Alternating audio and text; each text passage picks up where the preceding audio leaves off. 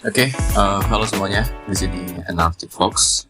Saya cuma mau ngobrol-ngobrol sedikit ya terkait dengan potensi beberapa saham yang sudah kita pantau bersama. Kemarin sudah saya sampaikan juga di grup Telegram. Sebenarnya ada beberapa banyak saham yang bisa kita pantau dari beberapa screener yang masuk gitu ya. Dari Porto 1X ataupun Porto Arctic Fox Reversal. Namun memandang kondisi sekarang, saya pikir karena kemarin IHSG masih ada potensi untuk terus downtrend, saya pikir kita perlu meninjau hanya beberapa saham yang punya potensi gitu ya. Terlebih dari beberapa case yang saat ini masih running, antara punya Pak PP Universe, ada PTRO, Cuan, dan TPIA itu masih punya kecenderungan untuk lanjut bearishnya. Seperti apa potensinya, kita akan coba bahas nanti. Namun saya coba fokuskan di sini.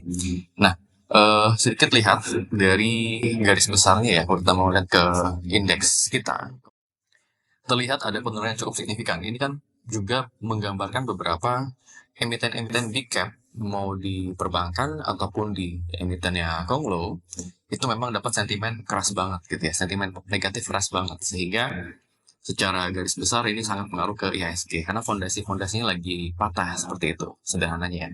Kalau kita melihat di sini, saya buka composite ataupun IHSG gitu ya, dalam tren yang sudah terpantau masih downtrend dari terakhir di bulan kemarin ya, September 2020, sorry 2024 tanggal 20, itu masih melakukan penurunan yang cukup signifikan gitu ya. Kalau kita gariskan dari satu level sampai sekarang, itu semestinya jadi level yang punya potensi untuk rebound. Semestinya ya, kita harapkan seperti itu.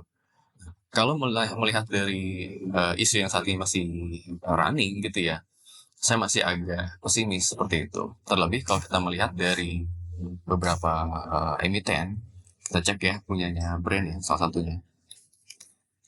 Brand itu masih punya potensi sebenarnya. Saya harap sih enggak juga sebenarnya. Karena kemarin setelah ARB itu ada juga beberapa akumulasi. Mungkin hanya sekedar trading jangka pendek ya, atau scalper yang nanti di hari Senin itu akan ambil peluang dari situ. Nah, kalau kita melihat di sini brand di garis di garis terakhir di sini batasan di angka 7.025 garis ARB-nya. Nah, di sini terlihat ya kalau kita lihat dari dari chart yang saya punya, ada satu akumulasi di sini. Namun gagal karena cukup berat dari pantauan, daripada pembelian masih cukup berat di sellingnya gitu. Mungkin ini masih sama seperti kasus-kasus sebelumnya dari brand yang memang dalam kaitan dengan ini itu punya kecenderungan untuk para investor lebih baik cari aman dulu gitu ya. Kalau bisa ditanya, saya sendiri seperti apa? Saya sudah tidak punya brand, udah cukup lama ya, mungkin dari area Januari kemarin saya sudah punya brand. Jadi kalau kita melihat di sini channelnya dalam time frame 15 menit. Di Januari itu kalau saya tidak salah saya jual di area sebentar, sorry.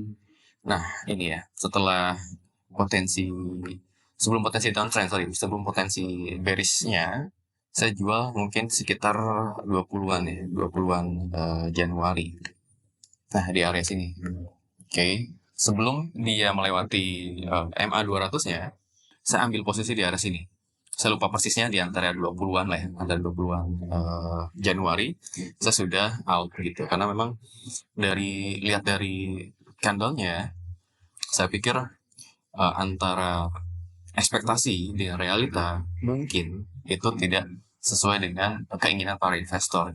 Walaupun masih beberapa kali tetap diangkat ya oleh Pak PP untuk semua emiten-emiten ini. Ini terlihat kalau beberapa kali teman-teman lihat di DX itu pernah sempat angkat di beberapa emitennya Pak PP. Mungkin itu juga menjadi salah satu indikator kenapa MSCI masih belum bisa memasukkan daftar saham-sahamnya Pak PP dalam MSCI. Karena MSCI itu penting banget kalau saham yang kita punya itu dalam level likuiditas yang cukup, bukan atas drivernya dari si owner gitu. Ini cukup penting ya warning dari si MSCI karena ini yang menjadi salah satu indikator dari kesalahannya brand juga pada saat terakhir kemarin nggak masuk ke FTSE ya, atau FTSE. Itu juga karena floatingnya tidak memenuhi syarat. Karena ya pada dasarnya indeks-indeks luar itu pengen saham-sahamnya ya memang liquid gitu ya, liquid secara natural, bukan di driver oleh para ownernya gitu. Ini yang bisa sampaikan sedikit ya tentang brand, dan berikut pun juga beberapa saham lain yang punya Pak PP. Ini pun sama, walaupun dari PTRO sempat ada perlawanan ya, ketika kemarin sempat sentuh ARB, itu sama nggak kuat juga untuk bisa angkat. Meskipun sini udah ada potensi pattern apa namanya yang mungkin bisa ngangkat sebenarnya. Kalau kita lihat sini juga ada segitiga ini ya. Kalau teman-teman lihat, perhatikan segitiga itu artinya adanya akumulasi yang sifatnya itu mau ngangkat harga sebenarnya. Secara sederhana ya, saya pakai cara sederhana aja biar teman-teman lebih paham. Spike yang muncul atau segitiga ini yang muncul itu mengindikasikan adanya dana yang masuk cukup besar, ada pembelian cukup besar. Cuman antara pembeli dengan penjual sekali lagi itu kurang mampu untuk bisa ngangkat. Ya, jadi saya sendiri kemarin sudah cut loss di PTRO, bukannya apa-apa karena memandang kalau melihat dari candle dari chart yang ada di sini, di area ini sebenarnya udah ada beberapa kali spike jual dan merah ya, rata-rata merah di sini. Kalau teman-teman lihat rata-rata garis-garis vertikalnya itu merah, artinya banyak para pelaku pasar yang sudah mungkin kehilangan apa ya, kepedeannya mereka untuk bisa masuk ke MSCI gitu ya. Untuk saham-saham lain ya, Petrosi seharusnya memang tidak masuk karena secara market cap juga belum bicara gitu. Oke, ini punya Pak PP gitu. Cuan bagaimana cuan? Cuan. Oke. Cuan kita lihat ini pun sama ya. Kemarin sempat ARB, walaupun ada beberapa spike di sini dan juga small money di bawah 100 juta itu ada di area sini di angka sekitar 11.300 ya. Mungkin mencoba peruntungan di hari Senin besok untuk dapetin scalpingnya. But again, I don't think so, karena mungkin potensi ini masih cukup risky ya, cukup berisiko untuk kita ambil walaupun masih dalam skala scalping gitu ya. Meskipun kita scalper sejati, tapi kayaknya untuk saham-saham seperti ini agak-agak punya pertimbangan ya. Jangan pernah menangkap pisau jatuh apalagi dari 10 meter gitu ya. Itu yang menjadi perhatian kita. TPIA bagaimana? TPIA, kalau teman-teman lihat di sini log alert yang saya punya, TPIA itu sudah beberapa kali kelihatan ya, ada bearish, and bearish. Oke. Ada sinyal yang saya pikir ini nggak layak untuk bisa saya ambil gitu. Meskipun sekali lagi again di time frame 15 ini masih ada aja yang coba ambil untung ya, ambil untung dari spike yang ada. Ini persis sama dengan cuan tadi gitu. Ada spike di mungkin di jam-jam 3-an ya sebelum market tutup. Karena mereka mungkin ngasih sinyal bahwa probably it will be rebound gitu ya ketika nanti diangkat oleh bandar. Tapi ternyata no, masih belum kuat gitu ya, kecenderungan masih sama. Oke, kalau kita lihat di IHSG ya, di komposit tadi. Nah, oke, ini kalau saya tarik garis secara time frame daily-nya. Oke, nah oke. Secara time frame daily, di sini sejak adanya higher low di bulan Agustus 2024 itu sempat punya potensi bullish gitu ya. Pak, kenapa di sininya nol? Karena di IDX itu atau di ESG itu saya nggak bisa mencatatkan kepemilikan di composite gitu ya. Karena ini harga rata-rata. Jadi mostly maupun bear ataupun bullnya itu potensinya nol gitu ya. Tapi kita melihat potensi dari susunan candlenya ataupun susunan chartnya. Nah, di sini di bulan Agustus kemarin itu sempat ada rebound gitu ya. Sebelum masuk ke periode merosotnya ya di November. November kan banyak banget yang cut loss, banyak banget yang portonya merah, bahkan sampai sekarang portonya masih merah gitu ya. Itu karena memang emiten-emiten dari luar atau emiten kita yang diminati oleh para foreign banyak yang sudah mulai ditinggal gitu ya, terutama di perbankan. Let's say di tahun kemarin kan bulan Agustus, September, Oktober, November, Desember BBR itu jadi salah satu bulian warga Stockbit ya, karena uh, banyaknya kecenderungan para emiten-emiten yang dipilih oleh foreign ini mulai ditinggalkan.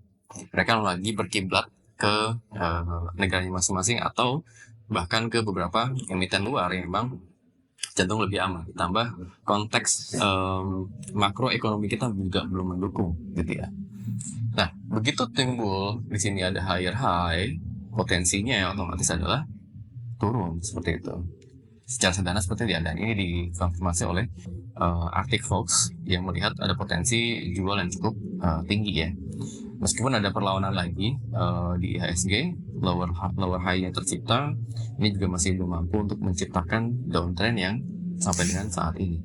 Nah, melihat dari terakhir ya, di area kemarin, itu sempat sentuh area kuatnya ya, support kuatnya di angka 6.626 seperti itu. Dan walaupun sempat sentuh area ini, namun ada minat pasar yang akhirnya naikin lagi ke area 6.700-an seperti itu. Namun saya masih belum punya optimis di komposit dalam waktu dekat ya, karena katalis masih jalan dan beberapa potensi downtrend-nya masih cukup lebar gitu. Kita melihat di sini ada higher low juga pada saat bulan Juni 2024 itu bisa dapat potensi yang oke lah. Tapi meskipun dalam price yang sama, di garis yang sama, I don't think so akan bisa bertahan atau tidak gitu. We'll see nanti di minggu depan. Oke, itu gambarannya karena pernah juga IHSG terjadi seperti ini pada saat 2008, 2018, siklus 10 tahunan ya, itu menjadi ciri khas dari IHSG untuk bisa dapat katalis negatifnya gitu. Oke, that's all. Kita masuk ke saham mana nih sebenarnya perlu kita pantau bersama gitu. Saya sebenarnya ada dua ya dari screener yang kemarin saya kirimkan di grup. Ada SCMA dan ada juga MTech. Oke, SCMA dan MTech. Ini sebenarnya kemarin pun kalau di grup ya, kalau teman-teman ikut di grupnya Farah, itu Farah juga sempat all in di SCMA. Kenapa saya pernah saya juga masukin di SMA cuman nggak banyak. Setelah itu saya coba take out dulu karena kondisi masih kurang ideal untuk bisa langsung all in kalau saya pribadi ya, karena saya melihat berdasarkan sistem yang saya punya. Kemarin saya jual di area 189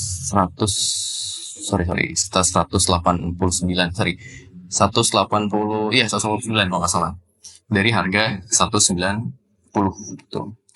Cut loss kalau kayak gitu, tentu cut loss. Saya nggak takut cut loss juga kalau memang dari sinyal mengatakan seperti itu. Kan sebenarnya ini naik lagi. Who knows, kalau misalnya naik lagi kan bagus ya. Bisa jadi incaran kita selanjutnya. Tapi preventif di area strategi, teman-teman punya potensi untuk mengukur sendiri ya. Apakah moderat, ataukah teman-teman lebih konservatif, atau segala macam. Tergantung teman-teman punya preferensi. Jadi, it's a back game on your prefer lebih. Nah, kalau kita ngelihat pattern dari sini, SCMA, ada beberapa yang cukup menarik. Nah, teman-teman nanti akan pakai ini ya. Saya akan kasih teman-teman tuh indikator yang kita saat ini lagi lihat bareng-bareng. Dari indikator Premium Member Active Fox Toolkit ya. Plus satu lagi Custom Enhanced Mini RSI Chart yang sudah ada beberapa RSI value-nya begitu. Oke.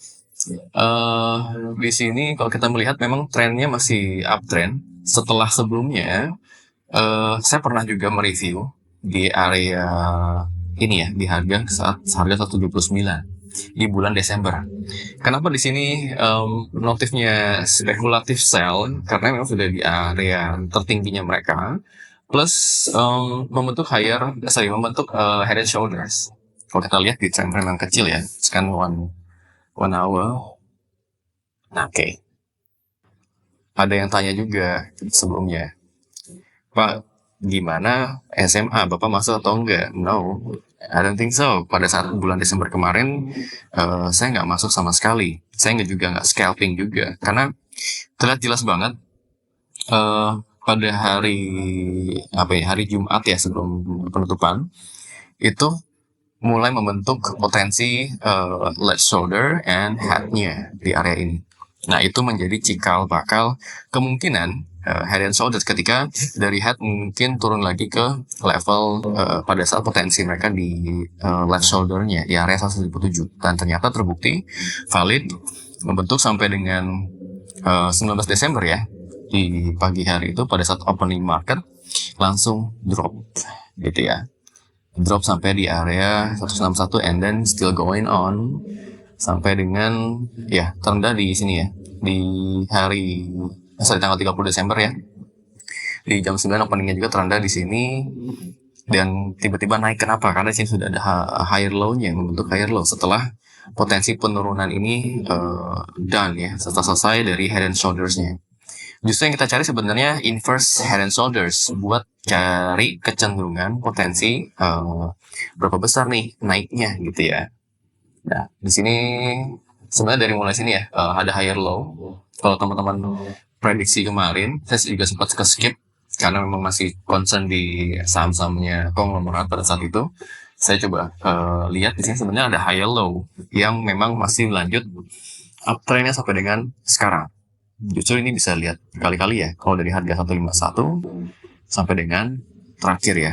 Potensi bagger nggak? Maybe. Saya punya conviction juga di SMA. Tergantung nanti bagaimana pasar. Tapi ya, sekali lagi, teman-teman akan dibawa untuk naik turun dulu kalau teman-teman mau long invest gitu.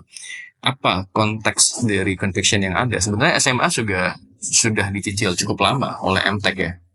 Kenapa? Karena ada video gitu ya di SMA yang rencana mau IPO juga. Terus ada Superbank dari MTech itu yang juga mau naik. Jadi MTech ini nggak berhenti-berhenti untuk kasih beberapa sumbangan ya dalam tanda kutip ya ke saham-saham yang lagi dikembangkan oleh MTech gitu.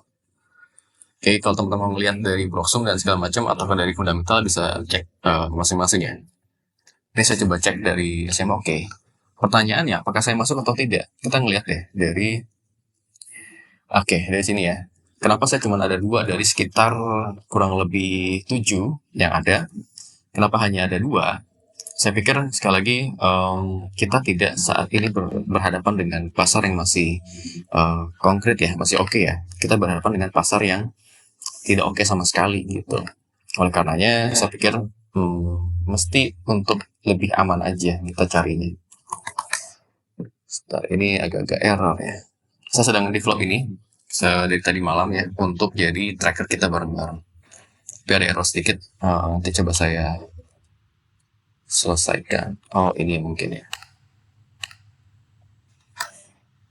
Ya, ini nanti akan teman-teman bisa pakai untuk bisa pantau saham-saham yang akan dicari. SCMA. Oke, ini agak-agak hilang, nanti saya baca ya, benerin lagi. Ini oleh lihat dari SMA terakhir ya, harganya sempat drop nih di Januari 156, kemudian tertinggi kemarin ya pada saat tanggal 7 Februari itu sempat sentuh level tertingginya, high-nya di sekitar 204. Oke, lowernya, open atau lowernya itu di area 183 untuk low-nya, opennya 130, jadi sempat drop dulu di 183 dan naik lagi. Ini untuk SCMA. Nah, selebihnya masih turun ya. Tapi mostly hanya di tanggal 9 Januari aja yang cukup dalam ya kalau melihat dari potensi penurunannya. Kemudian ada MTech. Di MTech sendiri ya ini sempat juga ada penurunan sekitar 25 poin di bulan Januari kemarin tanggal 13 ke 500 dari openingnya 525.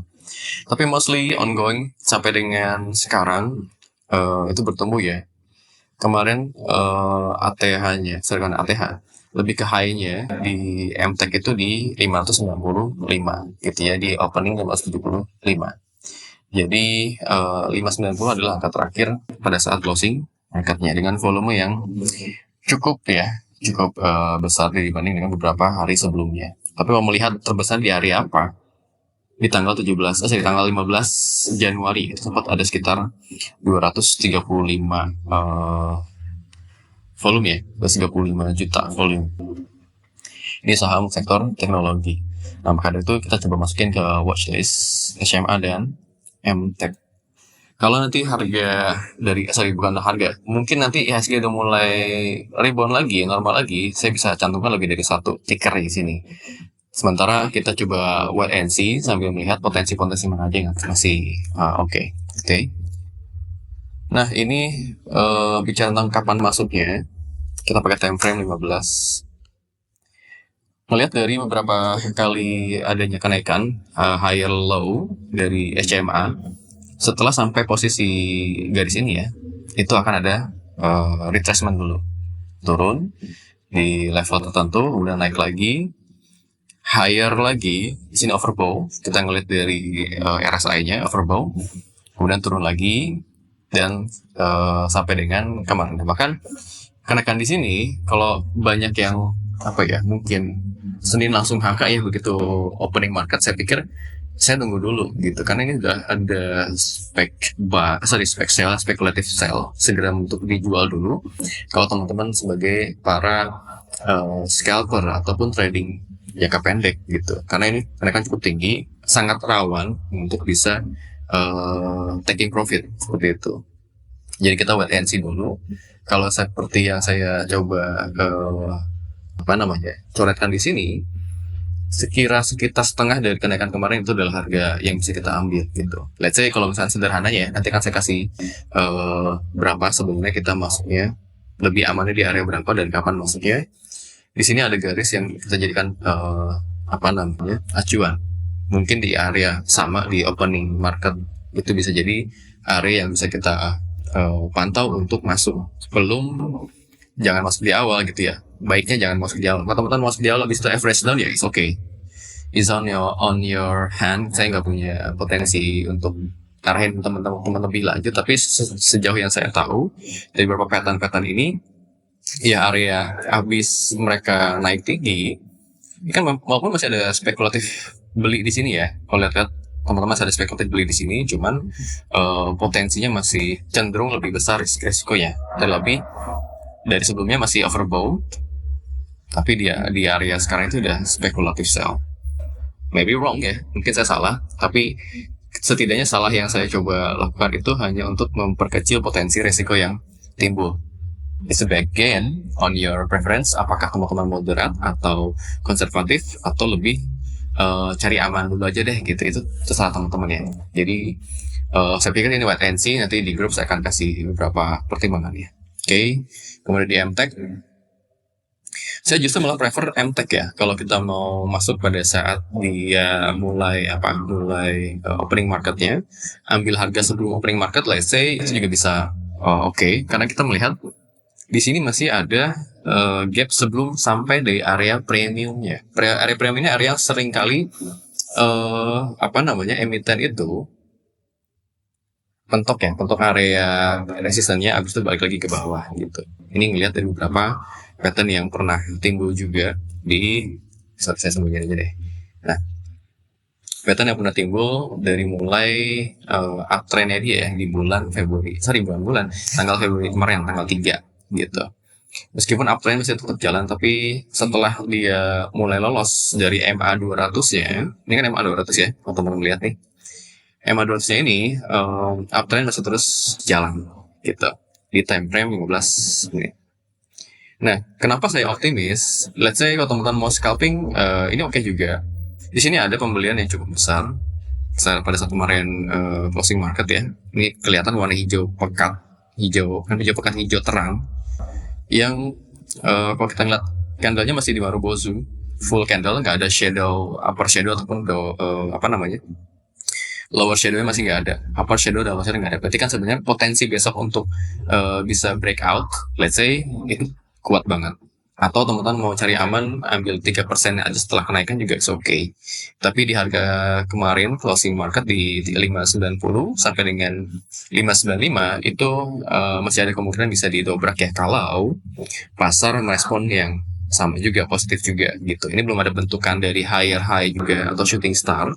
Kalau mulai ada, teman-teman ya baiknya jual dulu, ambil lagi pada saat setelah selesai koreksinya gitu ya. Ini bisa teman-teman cek sendiri di chart yang akan teman-teman miliki nanti gitu. Jadi BTW ini saya coba nonakkan dulu deh yang punya saya. Nah, di chart ini nanti akan ada. Oke, chart yang akan teman-teman jadikan acuan. Ini kan kemarin sudah ada nih spekulatif buy. Teman bisa ambil sampai dengan potensi tertentu. Begitu ada spekulatif sell, itu juga oke.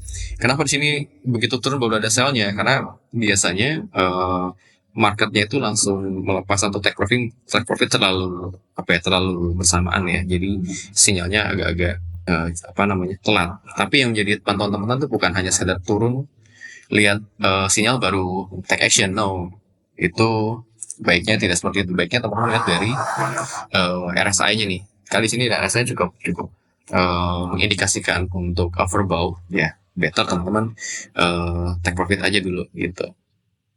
Oke, itu sih sebenarnya yang bisa saya coba sampaikan ke teman-teman semuanya. Hopefully teman-teman bisa segera diinstal aplikasi TradingView-nya untuk kita bisa pantau bersama-sama gitu.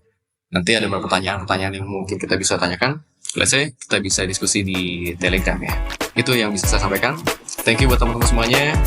See you.